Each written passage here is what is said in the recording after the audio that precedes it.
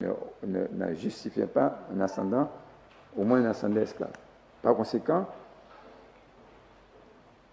nous allons travailler pour que, toutes les personnes physiques qui avaient déjà porté plainte arrivent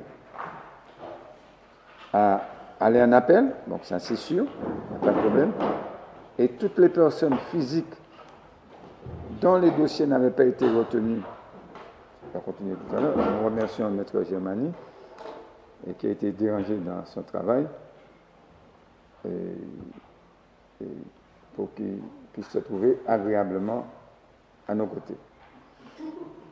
Bien. Alors, donc, j'étais en train de continuer, tu vois.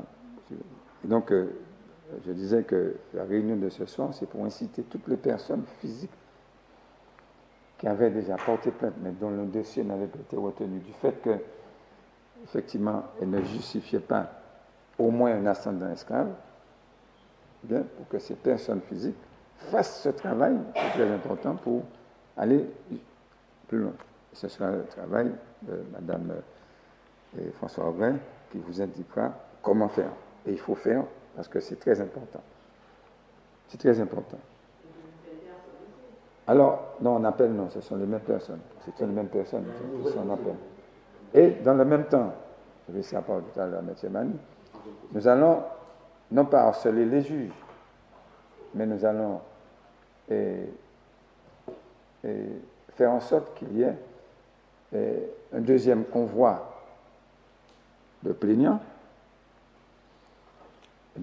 qui travaillent dans le même sens pour faire en sorte qu'il y ait une assignation de nouveaux plaignants comme les premiers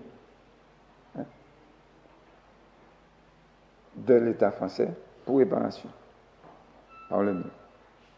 Bon. Alors, pour votre information, nous sommes en train de faire le même travail en Guadeloupe. Je salue l'arrivée de Madame la présidente du MI au Guadeloupe, d'arriver ici. Je vais lui demander de bien vouloir se rapprocher de nous. Madame Nil Migo, comment il veut se rapprocher de nous. Donc, nous sommes en train de faire ce même travail en Guadeloupe. Peut-être qu'elle vous dira quelques mots pour que les afro-descendants guadeloupéens portent plainte à l'instar du monde. Et ça, c'est très important. Alors, je m'arrête à ce niveau-là. Je vais demander à Maître Germani de dire 2 mots, puisqu'il connaît très bien le dossier. Et puis après, Mme François interviendra. Je vais saluer la présence de Mme Lynn Mingwan à côté. Je vais demander de s'asseoir. J'attends, donc, va dire quelques mots concernant la situation en Guadeloupe. Voilà. Bien. Alors, messieurs et dames, bien bonsoir. Pardon pour mon retard. Et pardon surtout de ne pas pouvoir rester au-delà de 18h50. Parce que 19h. J'ai des obligations qui m'obligent à repartir tout de suite. Aussi. Alors, un petit rappel de la procédure pour qu'on comprenne bien à la fois les enjeux, ce qui s'est passé, pourquoi ça s'est passé, comment ça s'est passé. Poser à des juges du tribunal la question de la réparation. On a fait croire un temps que cette question de la réparation était liée uniquement à une revendication politique, indépendantiste, souverainiste, nationaliste.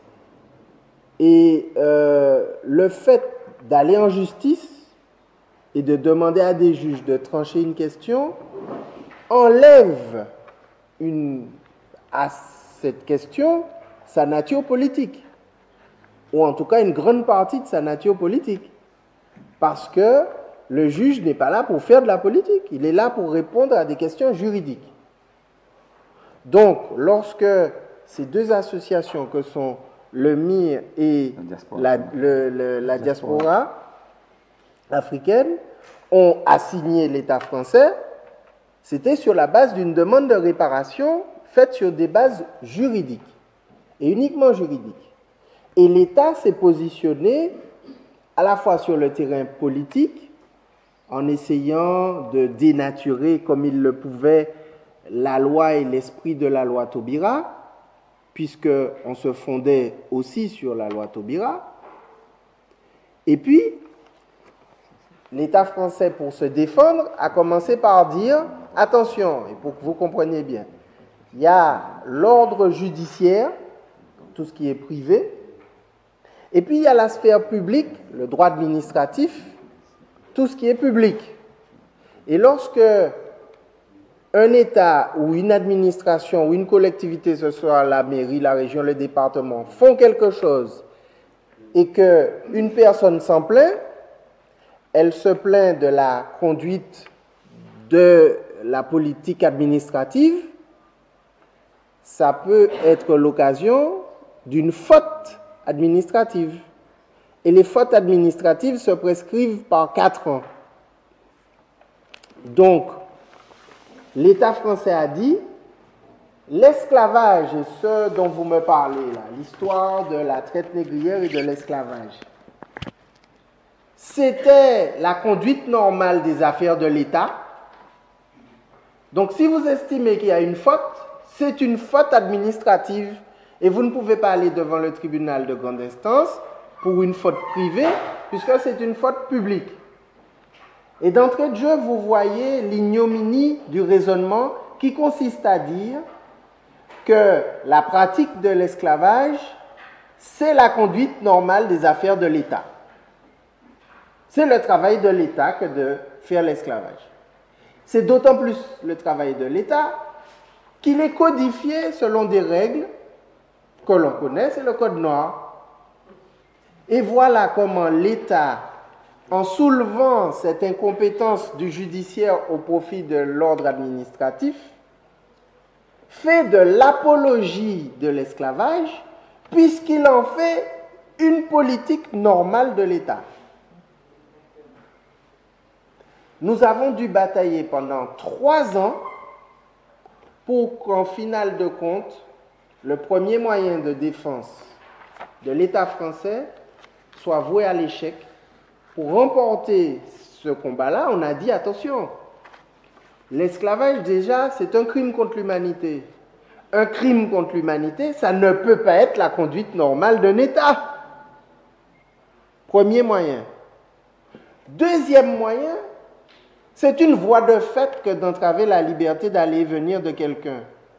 Or, la voie de fait, même quand l'État conduit sa politique, sa vie administrative, il n'a pas le droit de commettre des voies de fait. La voie de fait, ça peut être, par exemple, entraver la circulation, la libre circulation de quelqu'un. Vous êtes sur votre terrain, par exemple, et puis le maire décide de faire 4 murs autour de votre propriété. C'est une voie de fait, puisque ça vous empêche de sortir, de rentrer. Donc, vous voyez, on peut être en présence de voies de fait à l'occasion de la commission d'un crime contre l'humanité. Ces 2 moyens-là, le juge n'en a retenu aucun. Il a retenu un 3e qui consiste à dire, bon, ben, il y a atteinte à la liberté, à une liberté fondamentale, et donc le juge judiciaire est compétent. Pourquoi il ne voulait pas dire cela? Tout simplement parce qu'il ne voulait pas dire l'esclavage était un crime contre l'humanité et qui s'accompagne de voies de fait. Mais ce n'était que le juge de la mise en état, puisque les défenses de ce type-là se faisaient dans un premier temps devant le juge de la mise en état. Ensuite, 2e temps de la valse, 2e défense, on a commencé à questionner le mire.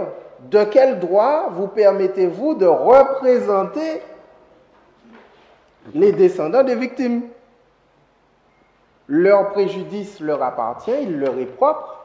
Vous n'êtes pas une organisation collective légitime, parce que vous n'êtes pas un État, parce que vous n'êtes pas une mairie, vous n'êtes pas un conseil régional, conseil général, vous ne représentez pas un peuple, Or, vous parlez comme un peuple. Vous dites que pour ces descendants-là, vous demandez une réparation qui est à la fois financière, parce que ça coûte de l'argent, mais qui n'est pas que financière.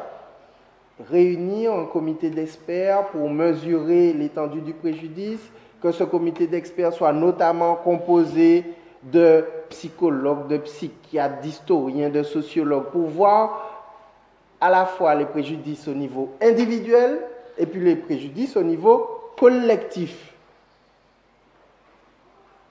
Face à ça, on a dit, ah bon, vous voulez des individuels, on va vous en donner. Et c'est là qu'on a commencé à dire aux uns et aux autres, venez dans l'action, parce que l'État vous demande de venir l'attaquer. Parce que c'est ça. L'État dit, non, non, non, une association ne peut pas représenter la collectivité, il faut qu'il y ait des individus.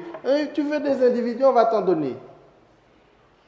L'embêtant, c'est que la nature du crime contre l'humanité qui a été commis est particulière. Lorsque un nazi vole le tableau d'un juif, il ne lui enlève pas son nom. Même quand il lui tatoue un numéro de série, ça renvoie à un nom.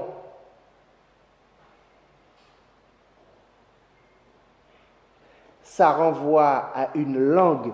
Il ne lui enlève pas sa langue maternelle, paternelle, son origine, son identité.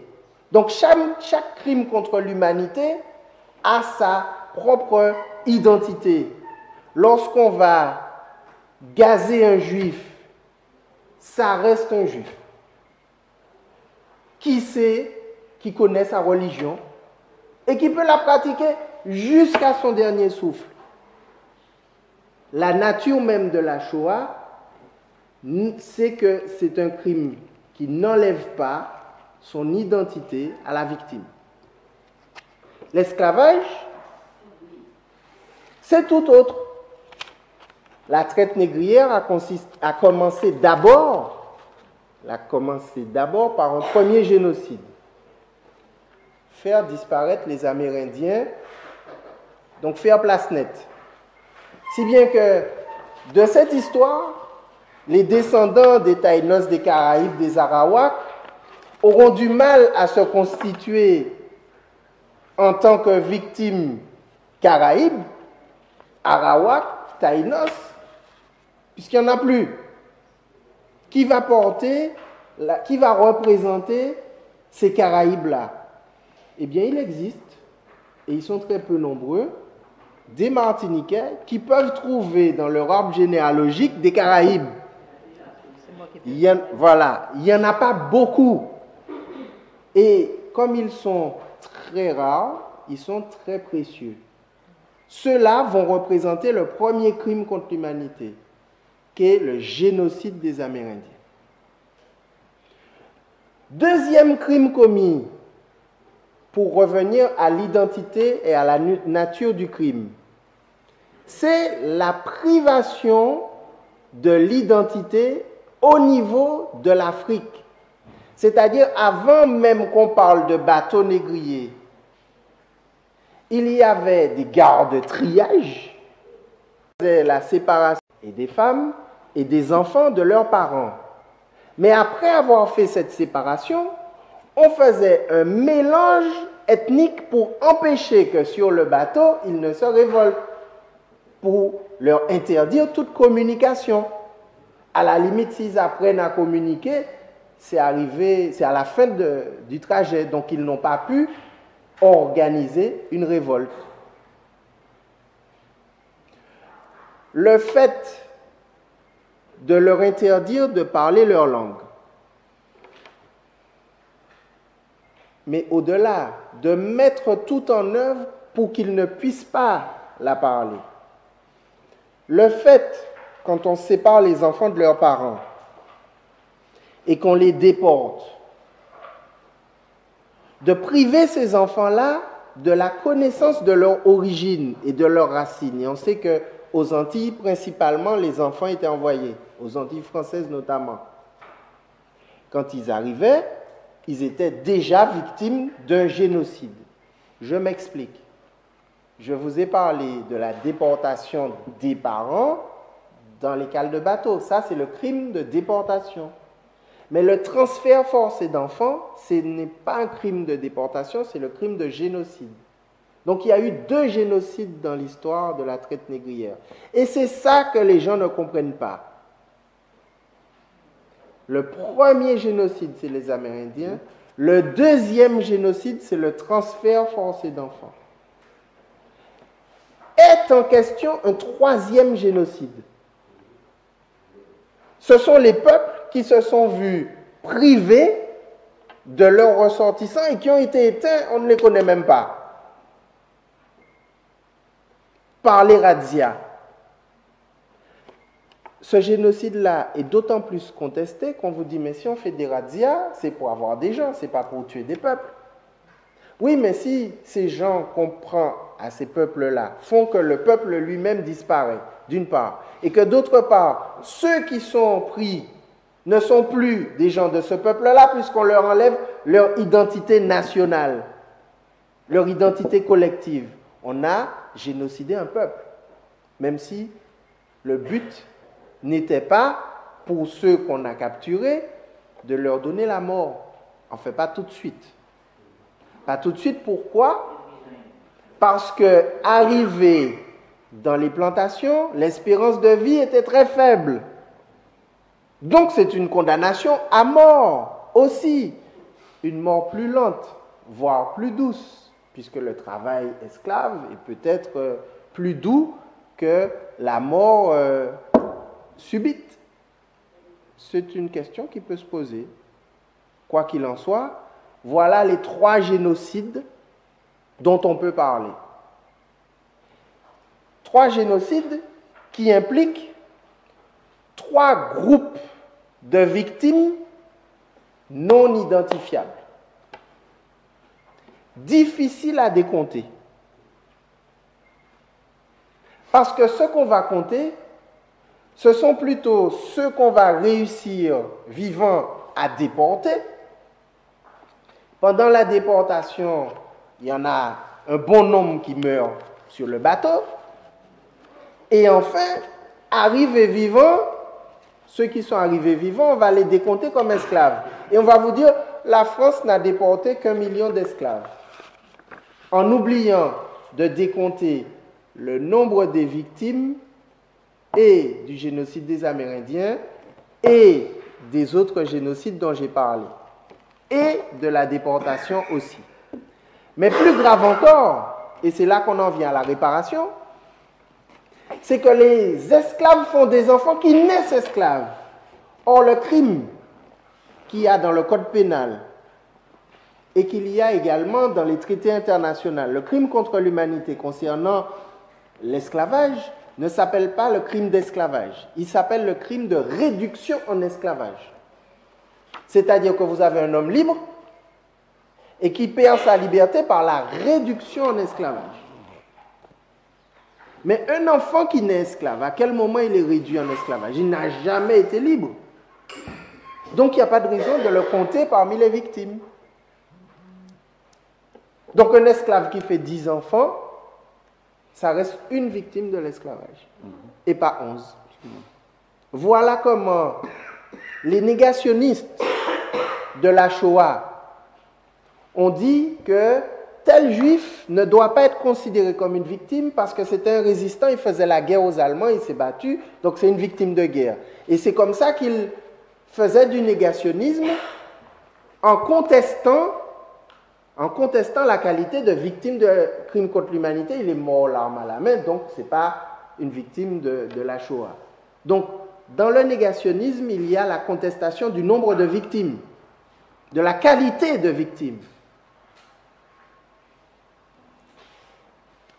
Eh bien là, l'État français se trouve dans un négationnisme beaucoup plus subtil, puisqu'on ne parle pas non seulement des victimes non identifiables des génocides, puisque Paul Angevin conteste même la qualification de génocide, comme si elle ne sait pas qu'il y avait les Amérindiens, ne serait-ce que ça, c'est pas contestable.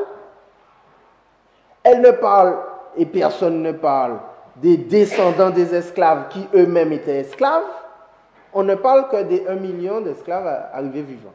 Et sur 300 ans, ce n'est pas 10 enfants, ce n'est pas 20 ou 30 arrière-petits-enfants. Donc vous voyez par combien il faut multiplier le nombre de victimes.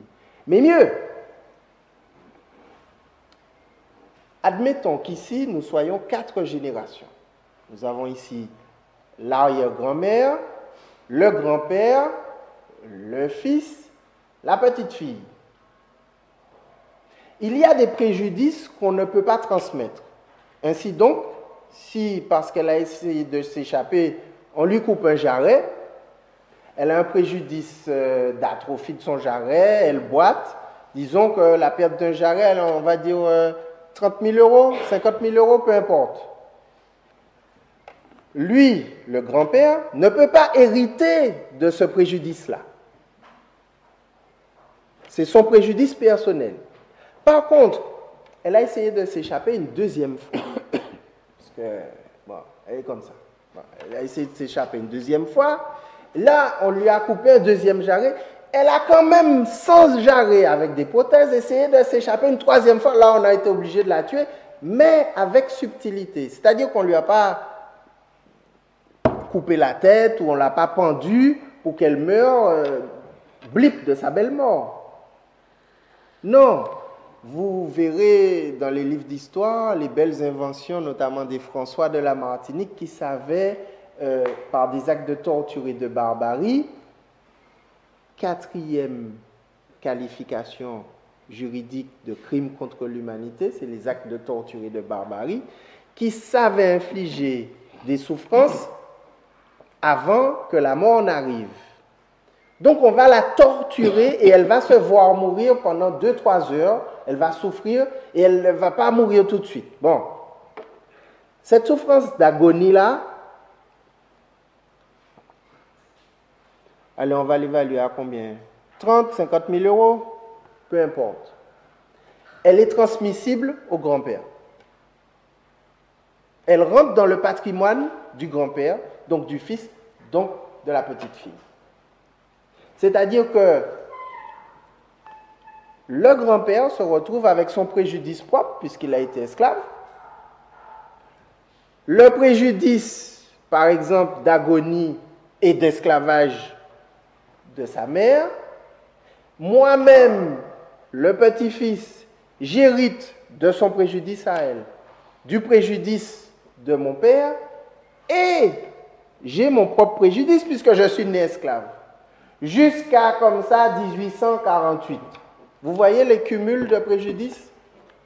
Même s'il y a des postes de préjudice qu'on ne peut pas transmettre, par contre, il y en a d'autres qu'on peut transmettre, et non seulement on peut les transmettre, mais ils se cumulent, puisque l'esclavage se fait de génération en génération jusqu'en 1848.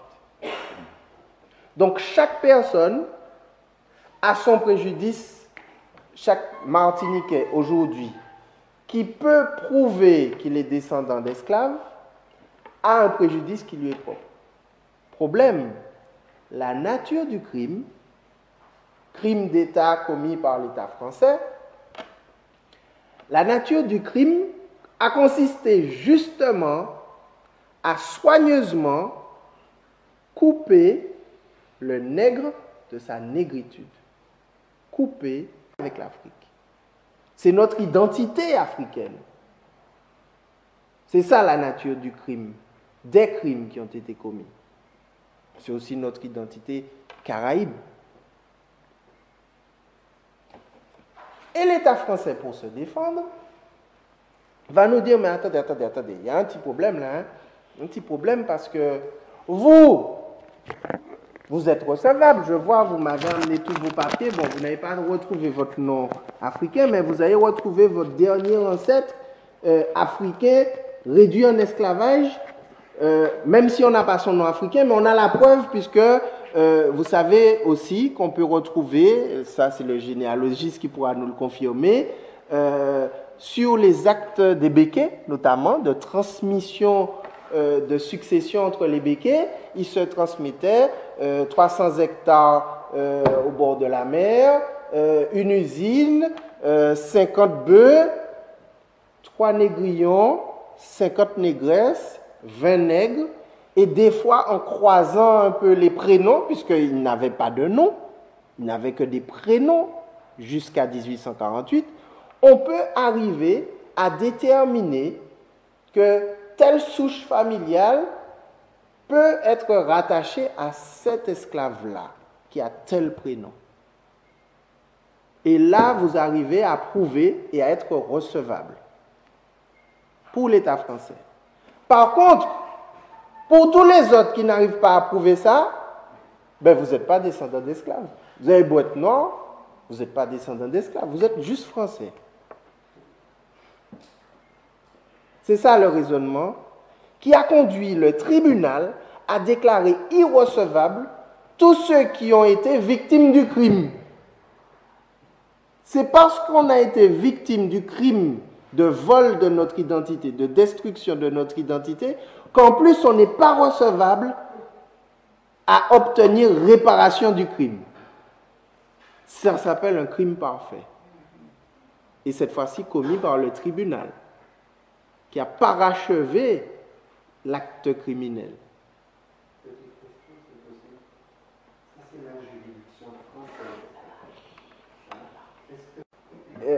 Il est évident que la Cour européenne des droits de l'homme,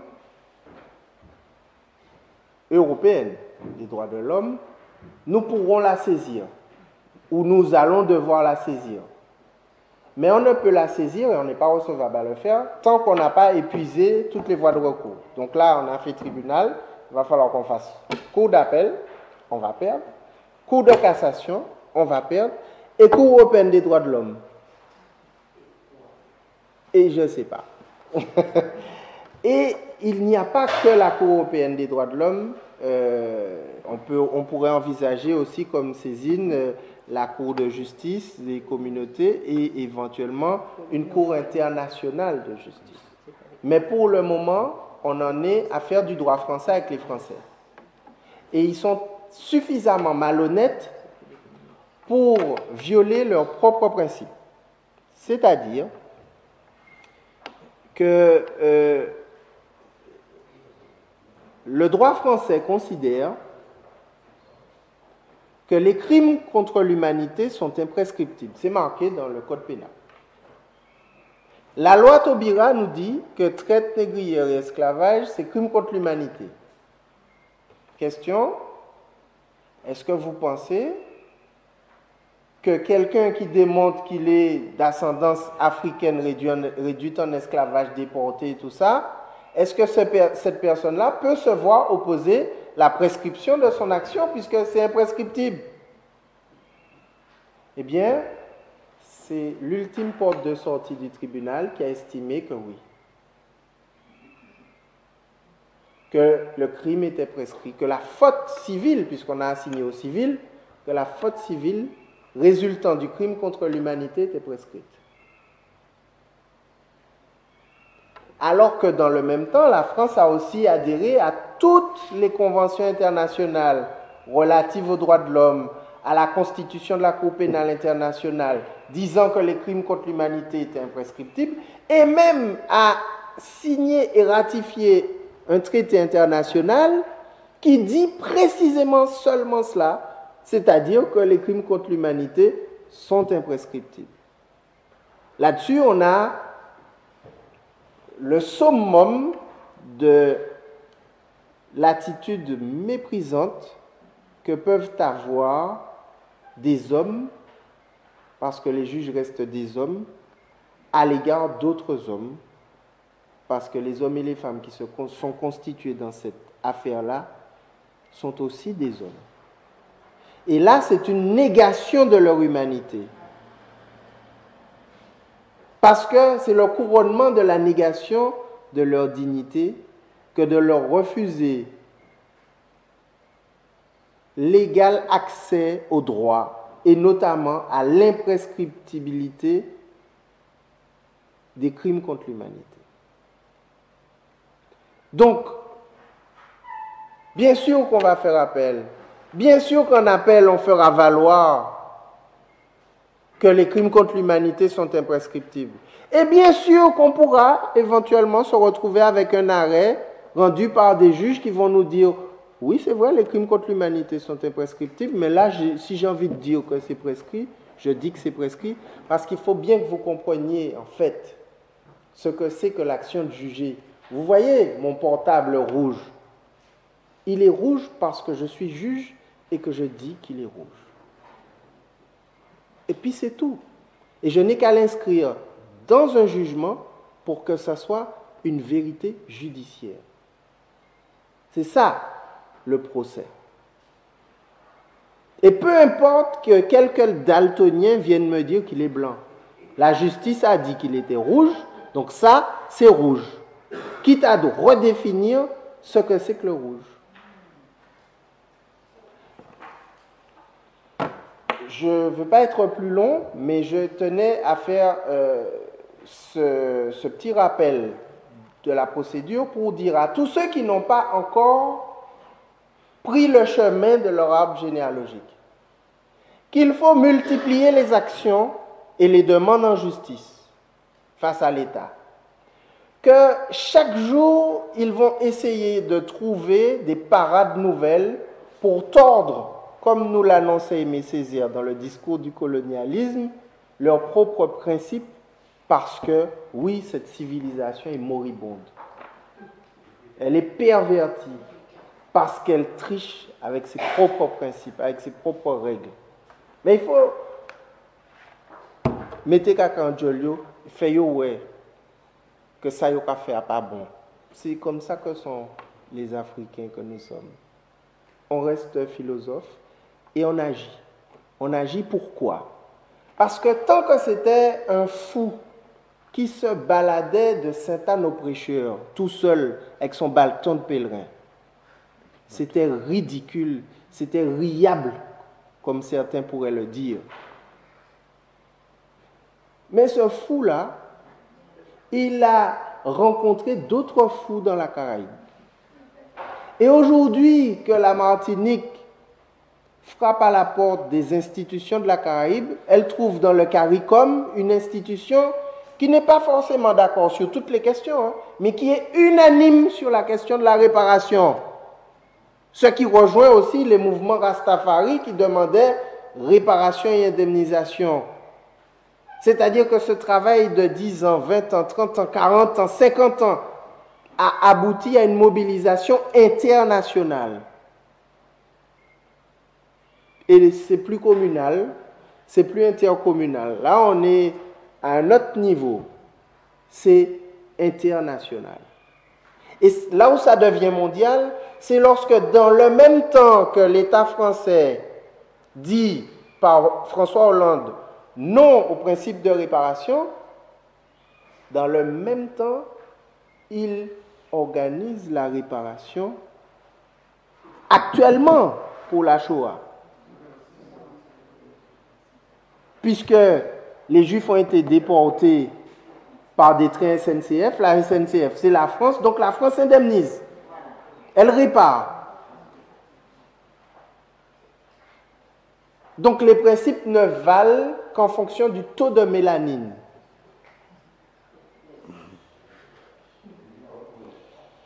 Enfin, et dernier point, et là j'en aurais terminé vraiment, on va faire toutes ces actions-là. Ça coûte de l'argent. Ça coûte de l'argent. Et je tiens à témoigner au niveau des avocats. Ça fait 10 ans qu'on se bat. 10 ans qu'on se bat. C'est la 10e année judiciaire de l'action. Il faut que les gens entendent. 10 ans de travail. Nous n'avons pas touché 1 euro. Rien. Au contraire, nous en avons dépensé. Ne serait-ce que pour venir ce soir vous exposer les choses.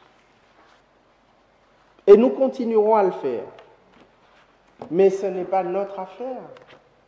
Nous ne sommes que des avocats. Nous défendons des clients. Et si on n'a pas de clients, ben on s'arrête là. Donc là, je suis venu vous dire, allons faire cette action de groupe. Tous ceux qui n'ont pas encore recherché leur généalogie, fait ce travail-là, faites-le, parlez-en autour de vous, de façon à ce que plutôt qu'on soit 10, on soit 100, plutôt qu'on soit 100, on soit 1000, plutôt que 1000, 10 000. Ça va faire bouger les choses.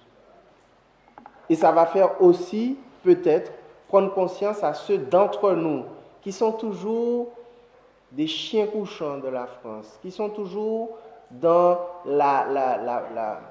le réflexe de l'oubli, l'attitude du nègre domestique.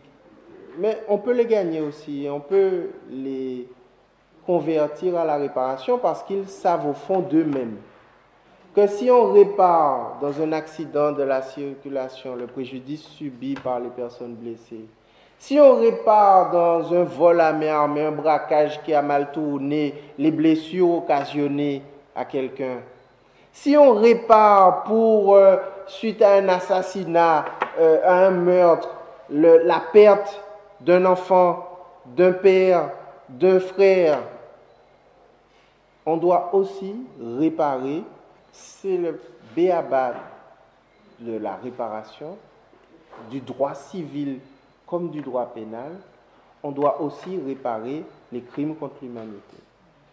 Je suis à votre disposition encore quelques temps si vous avez des questions, et puis je repasse la parole